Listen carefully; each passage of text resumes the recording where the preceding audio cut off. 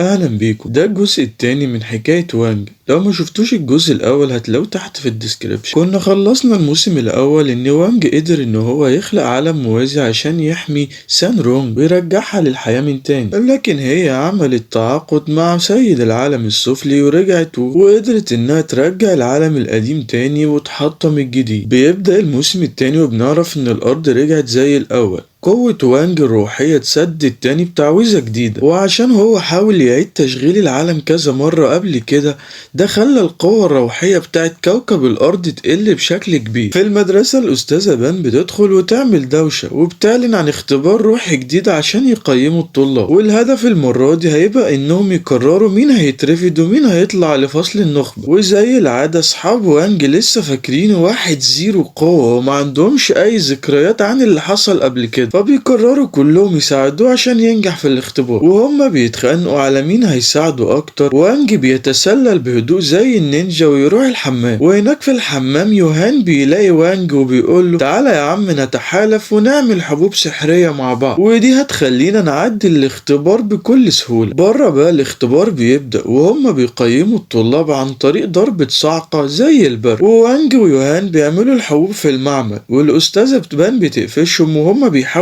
يتذاكوا وبيقولوا انهم بس بينشفوا هدومهم اللي اتبلت، وبينجحوا انهم يعدوا من الموقف المحرج ده. بس في وسط الهوجة دي يوهان بيبلع الحبوب اللي كانوا مخبينها وعلى طول بطنه بتتنفخ زي البالونة، ووانج بيديله كف محترم على قفاه فبيطير في الهوا منه وبيرجع زي الاول. وبفضل وانج القوة الروحية بتاعت يوهان بقت كفاية انه ينجح ويعدي في الاختبار. بعد كده لما بيجي دور وانج بيطلع على المنصة بتاعت الاختبار، وعلى طول قوته بتبدأ تتجمع وسحابة سودا بتغطي المدينة زي ما يكون فيلم رعب، وبيحصل كمان انقطاع كهرباء، وسان رونج مع الأستاذ وانج بيجروا يحاولوا يفصلوا الساحة ويشدوا سيف وانج لينج، لكن قوة السيف بتعمل تشققات في طبقات الأرض وده بيكشف عن عالم خطير جدا. في العالم ده إمبراطور الدمار بيسأل مستشاره ايه حكاية التشقق اللي حصل واللي جاي من عالم البشر ده، وبيكون زعلان جدا ان فروجي تو اللي بعته يجيب له اخبار عن عالم البشر وقوتهم مختفي، وساعتها بيبعت المستشار عشان يحقق بنفسه. والمستشار المسكين بيبدأ يترعب لما بيوصل له اشعار انه لازم يتحرك دلوقتي حالا. في نفس الوقت فروجي تو بيقرر يستخبى عند وانج لينج عشان المستشار ما يلاقيهوش. بعد العشاء ابو وانج لينج وفروجي تو بيحطوا تعويذة جديدة عليه عشان تساعده انه يتحكم في قوته، لكن زي العادة بيتلخبطوا وبيعملوا مصيبة. وقبل ما كل حاجة تبوظ اكتر فروجي تو بيبلع الانفجار بتاع الطاقة وبيصلح التعويذة، وده بيخلي من الصعب على المستشار انه يكتشف مكان وانج وهو قوته بتزيد. بعد كده الاستاذة بان بتيجي على بيت وانج وبتبدأ تشتكي ان مستواه زي الزفت، وهي بتتكلم وانج بيبدأ يتصرف بطريقة غريبة، فابوه بيلاحظ ان التعويذة كده فيها عيب، واهله كلهم بيعرقوا ويبدأوا يتوتروا وبيحاولوا يلهوها لحد ما ابوه يصلح التعويذة. بس زي اي حاجة بتحصل في الوقت الغلط الامور كلها بتبوظ رغم انهم بدلوا التعويذة. الحاجات في البيت بتبدأ تمتص قوة حياة وانج، وبفضل الطاقة الزيادة اللي فروجي تو بلعها وانج بيقدر يتحكم في الحاجات دي، بس التعويذة بتبدأ تتكسر تاني. وفي اللحظة دي المستشار اخيرا بيكتشف مكان فروجي تو عشان طاقته نقصت، واول ما بيفتح باب البيت قوة وانج بتنفجر زي بركان وبترمي المستشار المسكين ده بره البيت. وساعتها العيلة بتنجح انها تخلص من الأستاذة بان وهي مبسوطة من غير ما يعرفوا انهم انقذوا فروجي تو من المستشار. في المدرسة الطلاب بيتكلموا مع بعض عن اختفاء الجميلة المعبودة ودي اشهر قاتلة في العالم، وفي نفس الوقت ده الأستاذة بان بتدخل وبتعرف الطلاب على طالبة جديدة اسمها شياو يو، وهنا وانج بيحس انه شافها قبل كده بس مش عارف فين. في نفس الوقت الأستاذ وفرقة السحر بيلاحقوا واحدة اسمها يوا اخت رئيسة فصيلة الظل القديم، وهي بتحط فخ وبتدخل المدرسة. الولاد وهم بيتمشوا بيشوفوا يوا داخلة أوضة، وتشاو بيجري وراه على طول وبيدخلوا الأوضة وهي متبهدلة، وبيسمعوا صوت حد جاي فبيستخبوا تحت الترابيزة، وبيطلع نيدي أوضة ليان شياو وبيتحولوا في ثانية لشلة شباب بيهزروا زي المراهقين، لكن وهم بيتخانقوا بيفتحوا بالغلط حجرة في الأرض وبيقعوا تحت. وهنا يوا بتوصل لرئيسة الظل المسجونة بس مش جاية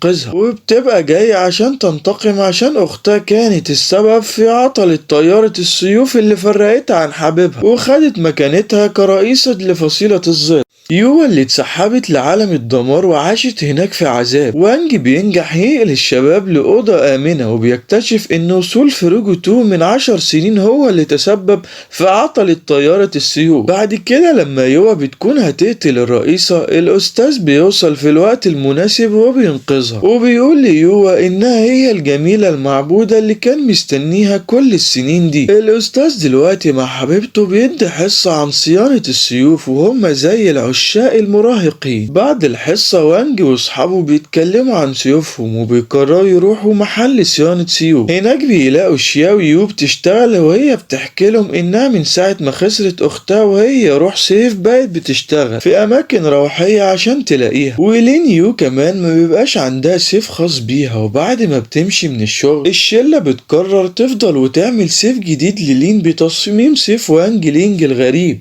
ونقدر نقول عليه مميز. يعني هيستخدموا تاج المستشار الشيطاني اللي اداه ويعملوا سيف جديد للين يو. ولما بيفاجئوها بيه بتعيط من الفرحة وهم بيستمتعوا باللحظة الحلوة دي. لكن في اللحظة دي تونج بيرد بيظهر زي الهم على القلب وبيتريق على الشلة وبيقول ان عيلته هي اللي بتملك المحل ده، وبيندى على لين يو وبيتحداها تختبر سيفها، وده قدام تقنية نفخ التلج بتاعته وروح سيفه. تونج بيرد بيبدأ قوي قوي، بس أول ما بيضرب سيف لين بيحس بقوة سلبية غريبة. سيف لين يو بيبدأ يمتص قوته الروحية وقوة سيفه كمان، وفي ثانية سيف وانج بيضرب زي الصاعقة وبيقطع الاتصال ده. وهنا الشلة بتجري تطمن على لين يو وبيلاقوها بخير، وهنا تونج بيرد بيقع على الأرض. بعد كده في يوم لمة الخريف بيوصل والطلاب بيتبادلوا أكياس هدايا صغيرة للتمني بالخير، لكن قوانين المدرسة الصعبة بتخلي سان رونج مش عارفة تدي كيسها لوانج ولينج، وهي تايهة. لين يو بتقترح عليها انها تديهوله بعد المدرسة بالليل، ورونج بتطلب من لينج انه يخرج معاها بالليل، بس بتتحرج لما تشيني تشاو ويوهان بيظهروا معاه. يا نهار ابيض على حظك يا رونج، اللحظة كلها باظت والمدرسة بالليل بيبقى بتخوف، وتشيني تشاو ويوهان بيترعبوا من كل حاجة. بس من غير ما يعرفوا رئيسة الظل بتحاول تهرب من السجن وتطلع من الحمام، وبترعبهم لدرجة انهم بيقعوا مغمى عليهم، ووانج بيزقها تاني في الحمام زي ما يكون بينظف المكان، وهي بتكون بتحاول تطلع من المصعد بس حظها الوحش ان وانج بيضربها ويرجعها تاني. ولما تشيني تشاو ويوهان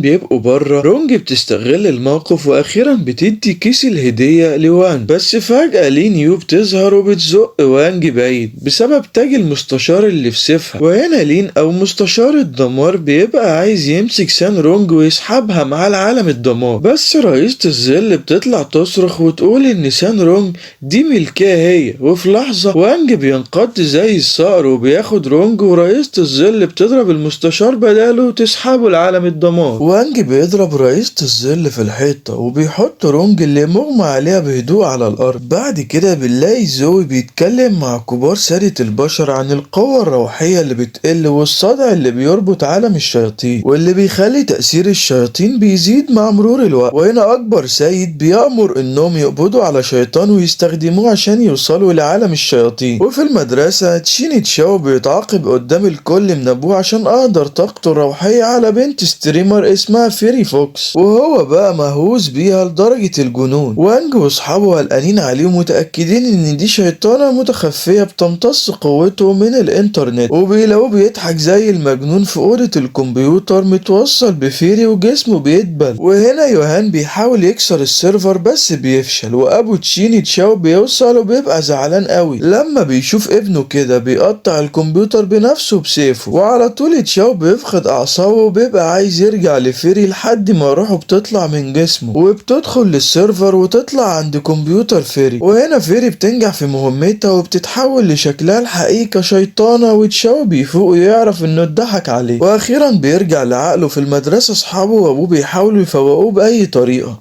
ورونج بتنجح توصل ليه وتمد ايدها في الوقت المناسب، وكمان قبضة وانج بتطلع من الشاشة وبتضرب الشيطانة وبترجع تشاو لجسمه. بالليل بقى الأخبار بتقول إن شركة أبو سان رونج أفلست، وعيلة رونج بتنتقل لأرض أجدادهم في جبل فلاور فروت، وبيعيشوا حياة بسيطة زي زمان من غير ما يعرفوا ده بسبب مؤامرة من مجموعة تانج منافسي عيلة سان رونج اللي تعاونوا مع شيطان متخفي في شكل واحد اسمه العم ريشمون. هما اللي خربوا أسهم شركة سان لحد ما أفلست، بس الخط الروحي في جبل فلاور فروت لسه عايش وهم عايزين يدمروه خالص. وفي طريق رجوعهم بالقطر من عند سان رونج، وانج والشلة بيشوفوا الأخبار اللي بتقول إن مجموعة تانج هتستولي على شركة سان عن طريق عقد دم بين سان رونج وتونج جينج زي في حفلة كبيرة. وهنا الشلة بتفهم إن في حاجة غلط فبتجري ترجع عند سان رونج، بس بيلاقوا فرقة تونج جينج في وشهم وهم بيحاربوهم، وانج بينجح يوصل للحفلة وبيمسك سان رونج وبيحاول ياخدها، بس هي بتوقفه وهي حزينة وبتقوله انها هي اللي وافقت على العقد ده. وبترجع للحفلة وانج وتشاو المصاب ولين يو ويوهان بيرجعوا وهم مهزومين، بس وهم ماشيين وانج بيلاقي المية بتفقع في الطريق، وانج لينج بينط زي الصقر وبيقفش الشيطان العم ريشموند اللي كان بيمتص الخط الروحي بتاع مجموعة سان، وبيطلع له وبيفشخوا على طول. وفي ثانية أسهم مجموعة سان بترتفع في السوق زي الصاروخ، والموظفين بيجروا وبيوقفوا سان رونج قبل ما توقع على العقد. وفي اللحظة دي زوي بيوصل زي البطل وبيعتقل عيلة تانج عشان فسادهم. تجمع فني سيوف الروح العالي بيبدأ بكل بهرجته، ودي مسابقة بتخلي الطلاب يوروا مهاراتهم في السيوف. ولما القضاة بيرتاحوا في كراسيهم أول متسابقة بتطلع وهي سان رونج، ومن غير ما تكون عارفة العم ريشموند الشيطان بنفسه بيراقبها زي الذئب. وسان رونج بتعمل رقصة المحيط اللي زي الحلم، بس فجأة بتفقد السيطرة، سيفها بيطير زي الرصاصة ناحية القضاة فبيضطروا يوقفوا عرضها، فبتحزن وبترجع مكانها. وغلطتها دي بتعمل ضجة على الانترنت، الناس بتتريق عليها، بس البرنامج بيبقى ترند عشان الدوشة دي، والمذيع من طمعه بيقرر يكمل البرنامج. شاو ويوهان بيطلعوا بعدها عشان يفرحوا سان رونج، بس بيحصل لهم نفس الحكاية. شين تشاو كمان بيتأذي في الموقف ده. العروض كلها لسه بتولد قوة روحية وكلها بتروح لريشموند اللي قاعد يتفرج، وسان رونج بتلاحظ ان وانج ولين يو مش موجودين. وفجأة لين يو بتطلع على المسرح وبتعمل رقصة تجنن لحد ما شجرتها بتطلع نار، وهنا سان رونج بتنط زي البطل وبتتحكم في النار بروح المحيط بتاعتها وتعمل عرض مذهل، والاتنين بياخدوا تصفيق حاد بيهز المكان كله. بس في الوقت ده ريشموند بيكون جمع قوة كفاية يمشي على المسرح ويطلع قوته النهائية عشان يسيطر على الكل، بس بيتلخبط لما يلاقي سان رونج ولين يو مش متأثرين بيه. وهنا وانج بيظهر وبيقول انه لعب في تشكيلته السحرية فخلى الكل تحت سيطرة سان رونج بدل ريشموند، والمذيع اللي بقى زي المجنون تحت التأثير ده بيطلع يلكم ريشموند ويطيره في السقف. بس المشكلة بتكون ان سان رونج مش عارفة تتحكم في الكل، والناس بتتحول لدمى شريرة من غير روح وبيبدأوا يسحبوا ناحيتها زي الزومبي مهووسين بيها. وهنا وانج ولين يو بيستخبوا في برج معاه، والدمى دي بتتكون تحت زي النمل. ووسط الدمى دي شين تشاو اللي ملبوس بيجري ناحية رونج وبيعلن انه بيحبها وهي بترفضه، فقلبه بيتكسر وبيخلص من التأثير ده وبيقع على السطح. وبيعرفوا كلهم ان السر عشان يكسروا اللي بيحصل ده انهم يخيبوا امل الناس فيهم، وبيقرروا يلاقوا طريقة يذيعوا سان رونج للكل. بس اقرب برق بينهار بسبب شهاب رماه ريشموند، وكمان بياخد معاه رئيسة الظل اللي ظهرت تاني عشان تقتل رونج. وهنا تشاو ولين يو بيفضلوا ورا عشان يوقفوا جيش الدمى الشريرة، ووانج وسان رونج بيركبوا قطر الفور وده مكان في الفضاء. ولما بيوصلوا سان رونج بتعلن للكل ان في حاجة بتحبها وانها هي بتحب راجل واحد بس وكلنا عارفين مين. وهنا قلوب الناس بتتحرق والدمى بترجع بشر زي الاول. وفوق في الفضاء ريشموند بيتجنن وبيطلع شكله الحقيقي وبيرمي شهاب ضخم على الارض عشان يدمرها، بس وانج مش بيسمح بده وبيطلع سيفه وبيحاول بيحول الشهاب لمجموعة نجوم وبينور السما كلها، وبيخلص على ريشموند. وهم وسط دوشة النجوم دي سان رونج ووانج بيعيشوا لحظة رومانسية مع بعض. بعد كده الطلاب بيوصلوا لشركة بيبي للأنيميشن، والمدير بياخدهم في جولة، وفجأة المنتج بيجري وبيقول إن المخرج هرب عشان الشغل كان كتير عليه. والمدير بيتخض ومش عارف يعمل ايه، فبيقرر يدي الطلاب فرصة ويبقوا مخرجين بالنيابة عن المخرج اللي هرب ده، رغم ان المنتج ساعتها بيترجى عشان يغير رأيه. وهنا المدير بيشرح للطلاب عملية الانيميشن وبيديهم فرصة يشتغلوا كمخرجين مؤقتين. يتجمعوا حوالين الرسامين وبيتفرجوا عليهم وهم بيعملوا رسومات تجنن، وتشاو بيبص على رسم واحد وينتقده، فالرسام ده بيتغاظ وبيخليه يتجنن. الرسام بيطلع فن انفجار الكبد بتاعه وبيرسم بسرعة زي المجنون لحد ما بيقع مغمى عليه، وبيروح عند رسام تاني وبينجحوا انهم يضايقوه برضه. واخيرا وصلوا لقسم الفن وبيقابلوا مستر زو، رسام مرهق شكله زي الموميا. والطلاب وهم بيتحركوا بيفصلوا شاشة مستر زو بالغلط، فبيضيع شغله عمره كله. وهنا بيقرروا يرسموا هم بنفسهم برغم مساعدة وانج. الرسومات بتاعتهم بتترفض من المشرف، فبينهاروا والعمال المهمين بيقعوا. مع نقص القوة الروحية في الأرض الجو بيبقى كئيب ورمادي. وهنا وانج بيقرر إنه يرجع المخرج، فبيعدل الزمن والمخرج بيرجع أخيرا وبينضم للعمليات وبيخلي الجو يرجع حلو وملون. بعدين بنعرف إن إمبراطور الشياطين بيعرف إن وانج هو الخصم الحقيقي بتاعه. لما ريشموند بيموت الإمبراطور بيأمر المستشار إنه يحبس وانج ورونج في فورت سكايلوب، ويبدأ المعركة على الأرض في الفورت. وانج لينج وسان رونج بيتحولوا رسومات ثلاثية الأبعاد ويعلقوا في بعض فضاء. تحت على الأرض بوابات بتبدأ تتفتح وتطلع شياطين للعالم، وبيتعمل اجتماع طارئ مع كل الممارسين الكبار. زوي بيعلن خطة إنهم يستخدموا ساعة اختبار المدرسة الروحي عشان يدمروا البوابات بقوة ممارس قوي، وواحد متعصب يقف وبيتطاوع. وبره الشياطين بتكون بتدمر كل حاجة، والممارس ده بيطلع على المنصة وبيستدعي قوته وبينجح انه يدمر الشياطين. بس كل ده بيروح على الفاضي لما بوابات كتير بتتفتح وبيطلع منها كبسولات عملاقة فيها آلاف الشياطين الطايرة، وواحدة منهم بتسحق الراجل المسكين ده. وفوق في الفورت سان رونج تحس انها تايهة وهي شايفة الارض بتحمر من الدمار، لكن وانج بيلاقي طريقة يخرج بيها وبيحط مرايات قدام بعض ويخربط الإطار ويكسر الفخ البعدي، فبيرجعوا للوضع الطبيعي. وبيسيب رونج في أمان في الفورت ويطير للأرض. وهنا زو بيتفرج على الموقف وهو ميت من اليأس لحد ما بيشوف وانج لينج. بس قبل ما وانج بيخلص على الشياطين دي، لين يو بتظهر وراه بلبس فراشات وبتديه قوة بتخليه يختفي. وبيطلع إن لين يو من عرق الفراشات، عرق اتدمر من إمبراطور الشياطين زي شعوب تانية كتير. وبتظهر قدام الإمبراطور مع وانج وبتترجى يرجع لها أختها زي ما وعدها. وتحت على الأرض سان رونج بتبث كلام تاني من الفورت وبتعمل خطاب يجنن وبتشجع البشر، والناس بتطلع من مخبأها بكل شجاعة عشان تواجه الشياطين. وتحت في عالم الشياطين وانج بيحبس الامبراطور. الراجل العجوز الشيطاني ده هيتفشخ. وانج من غير ما يكون مقيد قوته بيهز الامبراطور، ولما بيخلص عليه الامبراطور بيسأله ليه عرق زي البشر تافه كده لكنه عنيد قوي، وهو بيحاول يلهيه بالكلام. المستشار بيتسلل وراه وبيفك التعويذة بتاعته فاكر ان دي نقطة ضعف، لكن لما التعويذة بتتفك طاقة وانج بتنفجر زي القنبلة وبتفجر عالم الشياطين